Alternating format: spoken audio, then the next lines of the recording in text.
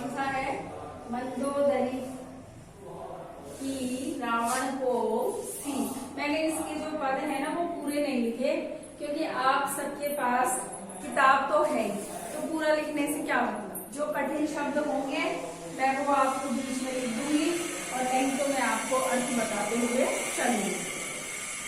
यदि फिर भी कुछ समझ में नहीं आता है तो आप क्या करेंगे, कमेंट बॉक्स में लिखना, और नहीं लिख सकते हो तो क्या करोगे, नहीं लिख सकते हो तो डायरेक्ट कॉल भी कर सकते हो। अब देखते हैं इनका अर्थ।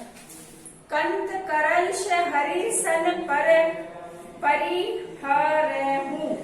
कंत यानी होता है पति, कंत यानी क्या होता है, पति। करंश यानी होता है शत्रुता, करंश यानी शत्रुता।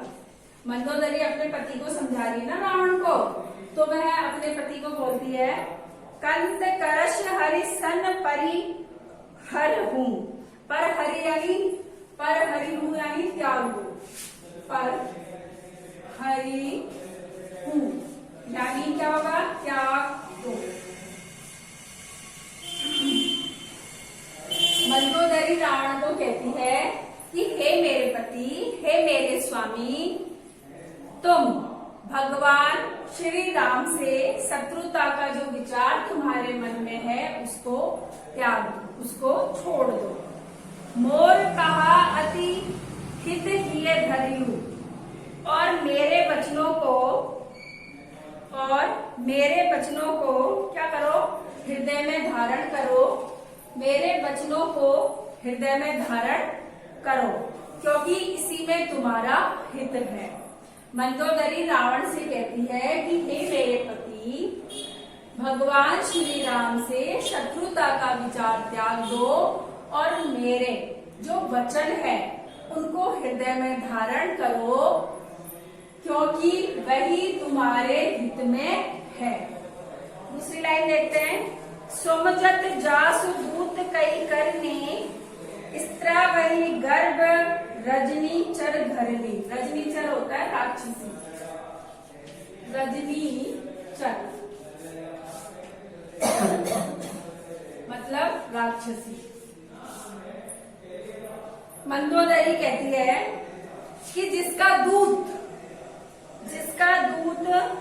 हनुमान के जैसा है, जिसका दूत कैसा है, हनुमान का जैसा है, और जिसका स्मरण करने से ही, जिस दूत को याद करने से ही जो राक्षसी हैं उनके गर्भ गिर गए हैं, गर्भ गिर जाते हैं।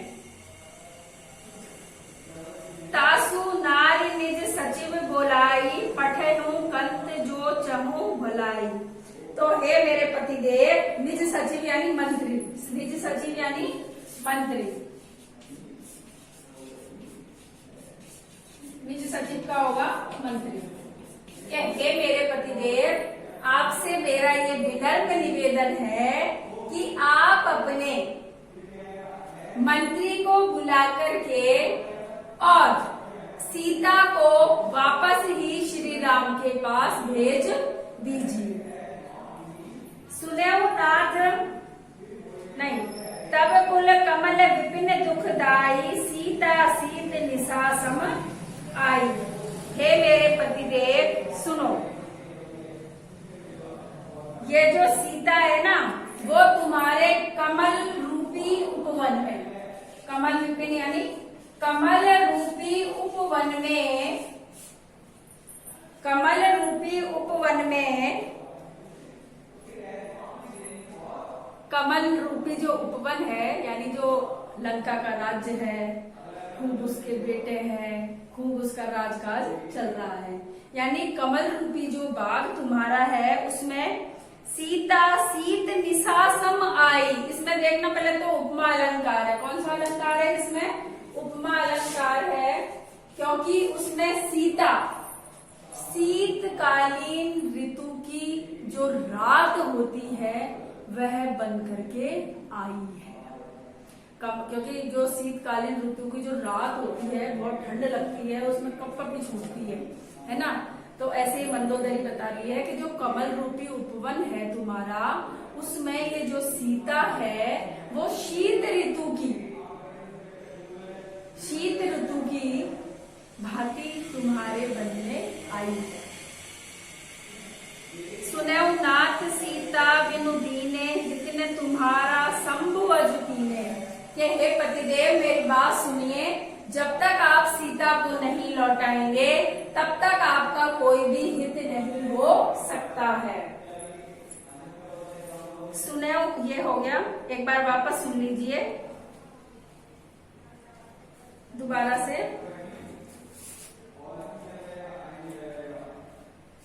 देखो, कंत करंश हरिसन परिहरे। रावण की पत्नी मंदोदरी अपने पति से कहती है कि हे पति, तुम भगवान श्री राम से शत्रुता का विचार त्याग दो और मेरे वचनों को हृदय में धारण करो, क्योंकि यही तुम्हारे हित में है। समुजुत जासु दूत कई करनी, स्त्री वही गर्भ रजनी चर घरनी। कि जिसके दूत मात्र से, अर्थात उनका दूत आया था ना हनुमान जी, कि जिसके दूत मात्र के स्मरण करने से ही जो राक्षसी है उनके गर्भ गिर गए हैं। तो सोचो, जिससे आप युद्ध करने की बात कर रहे हैं वो कैसा होगा। अर्थात वह कोई साधारण नहीं है, वो स्वयं प्रभु श्री राम है। तासु नारी निज सचिव बोलाई। आप ऐसा करिए कि आप आज ही अपने मंत्री को बुलाइए। पठबऊ कंत चमू भलाई। हे मेरे पतिदेव, इस सीता को आप वापस ही श्री राम के पास भिजवा दीजिए, इसमें ही आपकी भलाई है, इसमें ही आपकी भलाई है। सीता तुम्हारे तब कुल कमल विपिन दुखदाई। सीता तुम्हारे कुल रूपी कमलों के वन को सर्दी की रात्रि में दुख देने वाले हिमपात के समान है। यह है ना, कमल रूपी जो तुम्हारा वन है, मंदोदरी कहती है कि कमल रूपी कमलों के वन को सर्दी की रात्रि में दुख देने वाला हिमपात है। कौन है? सीता है। दुख देने वाला हिमपात कौन है? सीता है। राम बान आई गनि सरिस निकर निशाचर भेद, जब लगी ग्रसत ने तब लगी जतन करऊं सजी टेक। आगे तुलसीदास जी कहते हैं कि मंदोदरी कहती है रावण से कि श्री राम के जो बाण है, श्री राम के जो बाण है वो सर्पों के समान है। किसके समान है? सर्पों के समान है। श्री राम के जो बाण है वो सर्पों के समान है। वह तुम्हारे इन राक्षस रूपी भेद यानी मेंढक, वे तुम्हारे राक्षस रूपी मेंढकों को खा जाएंगे। भगवान श्री राम के बाण है जो सर्पों के समूह के समान है, और जो तुम्हारे निशाचर यानी ये जो राक्षस रूपी जो मेंढक है ना, उनको खा जाएंगे। जब लगी ग्रसत ने तब लगी जतन करई तजी। अतः जब लगी ग्रसत ने तब लगी जतन करऊं तजी, कि वह तुम्हारे इन राक्षसों को अपना ग्रास बना ले, इनको खा ले, उससे पहले ही तुम भगवान की शरण में चले जाओ। तुम अपनी रक्षा का उपाय कर लो, अर्थात तुम अपना अभिमान त्याग दो। दोबारा देखो, मंदोदरी कहती है राम बान आई गन सरिस, इसमें भी उपमा अलंकार, निकर निशाचर भेद, कि हे रावण, हे मेरे पतिदेव, भगवान श्री राम के बाण सर्पों के समूह है जो तुम्हारे राक्षस रूपी मेंढकों को खा जाएंगे। और जब वह घास बनाने लगेंगे, घास यानी खाने लगेंगे उनको ग्रास बना करके, उससे पहले ही तुम अपनी रक्षा का उपाय कर लो, अर्थात अपना अभिमान त्याग करके तुम उनकी शरण में चले जाओ। ये आज एक पद पढ़ा तुमने। हमने क्या पढ़ा आज? एक पद पढ़ा। इस पद की आपको क्या करनी है, व्याख्या करनी है। समझ में नहीं आए तो फोन करना, कमेंट बॉक्स में लिख देना।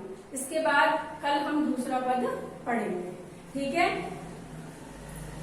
इसको उसी तरीके से करना है, पहले प्रसंग, संदर्भ, व्याख्या और जो तुलसीदास था उसका परिचय तो मैंने कल आपको बता ही दिया था। आज की क्लास में बस इतना ही। नोट करवा देती हूँ, चलो नोट कर लो।